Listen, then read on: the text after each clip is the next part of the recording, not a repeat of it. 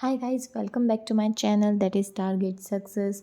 सो आज हम लोग जानने वाले हैं एक बहुत ही इम्पॉर्टेंट पॉइंट जो कि एग्ज़ाम हॉल स्ट्रेटेजी के बारे में है। और एक नहीं, ऐसे कई टिप्स हम लोग आज शेयर करेंगे आप लोगों के साथ जो कि एग्ज़ाम हॉल में आपके लिए बहुत इम्पॉर्टेंट रहेगी। ठीक है, जैसे आप एग्ज़ाम हॉल में बैठेंगे, ज़रूरी नहीं है हमेशा हम याद करके जाते हैं वही चीज़ें हमारे काम में आती हैं। नो डाउट वो तो आती हैं, वो आपकी प्रिपरेशन जो रहेगी वो 70% टू 80% वहाँ पे एग्ज़ाम हॉल में कंट्रीब्यूट करेगी आपकी सक्सेस में। बट 20 to 30% जो कंट्रीब्यूट करता है वो आपका प्रेजेंस ऑफ माइंड करता है, आप क्वेश्चंस को किस तरीके से टैकल करते हो वो करता है। Okay, so no doubt 10 question minimum है। 20 to 25 क्वेश्चंस जो है वो मैक्सिमम है, आप इन स्ट्रेटजीज़ के साथ में सॉल्व कर सकते हो। अगर आपने नहीं भी पढ़ा है, उसके बारे में थोड़ा बहुत भी नॉलेज है, मैं ऐसा नहीं बोल रही हूँ कि बिल्कुल ही नोवाइज आ जाएगा, लाइक नो सीखे आ जाएगा, ऐसा नहीं है। थोड़ा बहुत आपका बैकग्राउंड होना चाहिए एग्ज़ाम से रिलेटेड, सो आप इजी गो में कर लोगे, वन गो में कर लोगे। ओके, सो आज हम शेयर करेंगे कुछ स्ट्रेटेजीज़ एग्ज़ाम हॉल्स के लिए। So let's get started for today's video. Okay, so now हम देखने जा रहे हैं आज कि क्या क्या हम एग्ज़ाम हॉल में देख सकते हैं। ओके, सबसे पहले तो हमें काम रहना है, राइट। काम काम रहेंगे तभी आप कर पाएंगे, कोई भी चीज़ होगी वो उसको, ठीक है।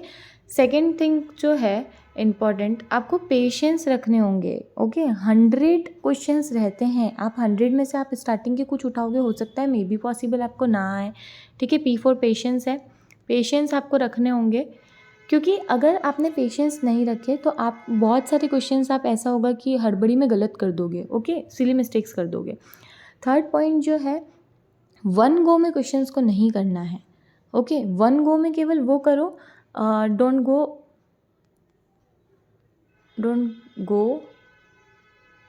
One go.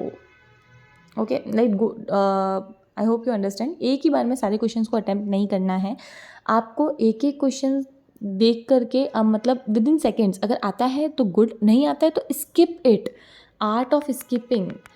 Okay, fourth point हम ले लेते हैं, स्किप करना सीखना पड़ेगा। ओके, और आपको लगता है कि नेक्स्ट टाइम हम इसको थोड़ा कर सकते हैं अगर टाइम बचेगा तो ये आप यकीन मानिए टाइम आपके पास रहेगा। अगर आप वन गो में क्वेश्चंस को नहीं करते हो, मतलब जैसे वन गो में गलत मतलब मत समझना कि वन गो में नहीं करना। वन गो मतलब एक ही बार में आपको जितने जितने जितने क्वेश्चन आते जा रहे हैं फटाफट फटाफट से उनको करते जाओ।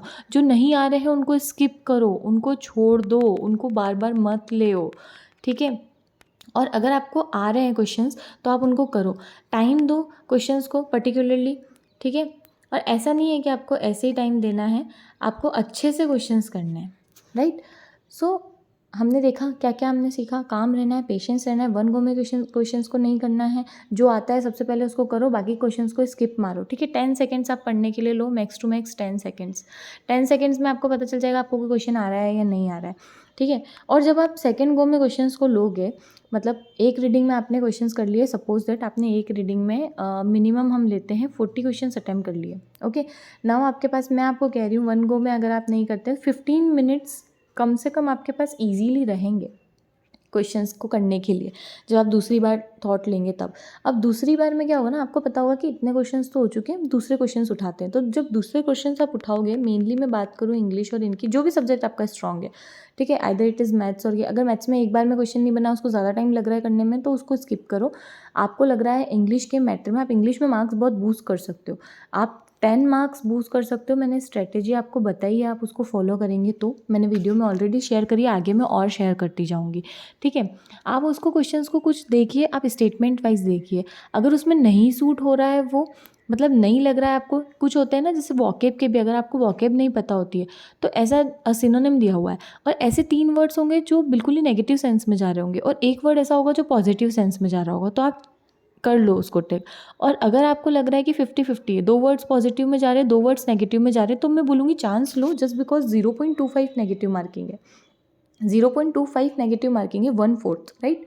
सो 1/4 में अगर आप चांस ले लेंगे तो आपका इतना कुछ नहीं बिगड़ेगा, पर अगर सही हो गया तो आपको +1 मार्क्स मिलेंगे, राइट। और मैं आपको एक और चीज़ बोलना चाहूँगी कि देखिए, 7 लाख स्टूडेंट्स ने फॉर्म फिल किया है, राइट। 7 लाख में से कितने स्टूडेंट्स एग्ज़ाम देने के लिए आएंगे 50% अटेंडेंस रहेंगी मैक्स टू मैक्स, ठीक है, क्योंकि CGL के साथ क्लैश हो रहा है। मैं तो और बोलूँगी कि 45% ही अटेंडेंस रहने वाली है, ज़्यादा नहीं रहने वाली, ठीक है। तो अब देखिए, अगर इतने लोग एग्ज़ाम देने के लिए आएंगे तो क्या होगा, है ना। कितने लोग आ जाएंगे, इट्स अराउंड 3 लाख समथिंग ले लो आप, ठीक है, 3 लाख आ जाएंगे। ज़्यादा से ज़्यादा आप 3.5 लाख ले लो, 3.5 लाख आ जाएंगे। उसके बाद में इनको 39,000 स्टूडेंट्स को क्या करना है, जो इनका प्री है, ठीक है, जो ऑब्जेक्टिव पेपर है उसको क्लियर करवाना है। 39,000 को सिलेक्ट करेंगे। 39 अप्रॉक्स नंबर है, ऊपर नीचे थोड़ा बहुत हो सकता है, ठीक है, नीचे हो सकता है इसके, इस इतने के अराउंड मैक्स टू मैक्स इतने स्टूडेंट्स को सिलेक्ट करेंगे ये, ठीक है। जितने वैकेंसी होती है उसके कुछ टाइम्स करते हैं सिलेक्ट। अब इतने टाइम्स वैकेंसीज, मतलब इतने टाइम्स स्टूडेंट्स को सिलेक्ट करेंगे तो आगे जा करके क्या होगा, ठीक है, आगे डिस्क्रिप्टिव पेपर होगा ना। अब ऐसा नहीं कि आप प्री में कुछ भी ले आओ, कट ऑफ भी इसमें कम जाएगा। सो मैं यही बोल रही हूँ कि अगर जिन स्टूडेंट्स को नहीं भी पता है इतना इस एग्ज़ाम के बारे में, दूसरी किसी एग्ज़ाम की प्रिपरेशन कर रहे थे, वो जो थोड़ा बहुत भी इससे रिलेवेंट है, तो आप एक बार ज़रूर जाओ देने के लिए। मैं कंपटीशन बढ़ा नहीं रही हूँ, यहाँ बहुत सारे बच्चे बोलने लग जाएंगे कि कंपटीशन बढ़ा रहे हो मैम आप, तो मैं कंपटीशन बिल्कुल नहीं बढ़ा रही हूँ, एक लॉजिक पॉइंट बता रही हूँ कि सबको नौकरी की ज़रूरत है भाई, और IB एक बहुत अच्छी जॉब है, इट्स अ रेप्यूटेटेड जॉब, राइट। और अगर देश सेवा की आप में भावना है और UPSC से आपका थोड़ा भी बैकग्राउंड है, अगर आपका बैकग्राउंड UPSC से है तो मैं बोलूँगी must go with this exam, must go with this exam, just because statement wise GK पूछ रहा है, ठीक है, स्टेटमेंट वाइज पूछेगा।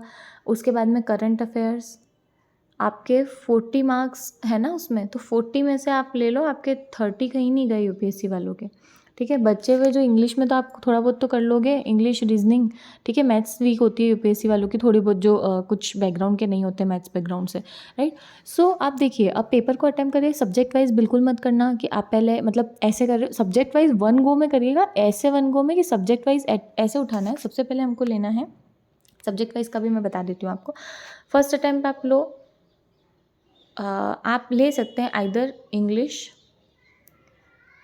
और GK, या मैं उनकी बात कर रही हूँ जिनका GK स्ट्रॉन्ग है, वो GK के साथ गो थ्रू करो पहले स्टार्टिंग में, और जिनका इंग्लिश स्ट्रॉन्ग है वो इंग्लिश के साथ करो, ठीक है। जिनका GK स्ट्रॉन्ग नहीं है, जो मैथ्स बैकग्राउंड से हैं, मैथ्स रीजनिंग से हैं, ठीक है, वो इंग्लिश के साथ पहले जाओ, और जिनका GK है वो GK से साथ जाओ। सेकेंड नंबर पे आप लोग करंट। अब देखो, अगर आप इंग्लिश के साथ जा रहे हो तो नेक्स्ट GK के अटैम्प्ट करना, और अगर आप GK के साथ जा रहे हो तो पहले करंट लो फिर इंग्लिश लो, ठीक है। ये आप आपके अकॉर्डिंगली देख सकते हो, इंग्लिश GK करंट में से आपको कौन सा लेना है, आपका कौन सा टॉपिक स्ट्रॉन्ग है, आप उसको पहले लो, ठीक है।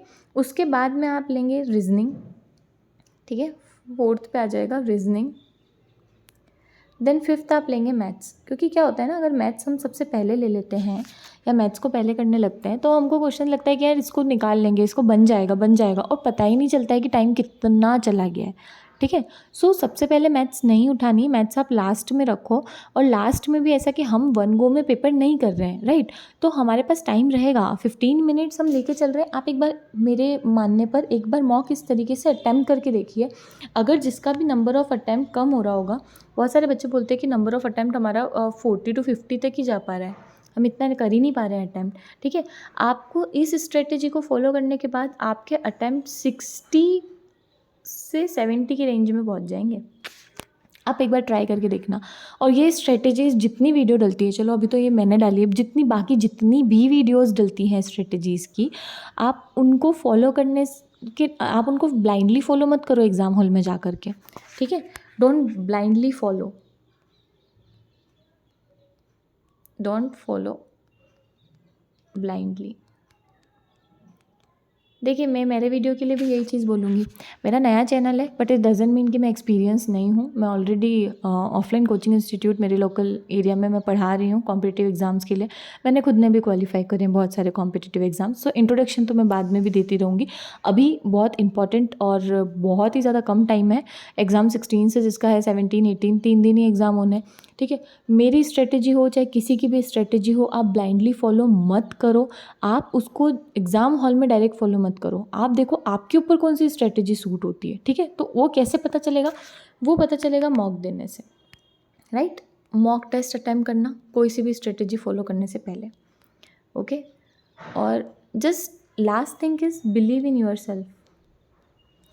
आपने जितना पढ़ा है उतना इनफ है, ठीक है। अगर आपने कम भी पढ़ा है तो भी आप बिलीव रखो अपने आप में, कॉन्फिडेंस रहेगा। तो कॉन्फिडेंस, एक बात बोलूँगी, कॉन्फिडेंस ऑलरेडी ऐसा है कि वो 2 मार्क्स से 10 मार्क्स तक बूस्ट कर देता है आपके।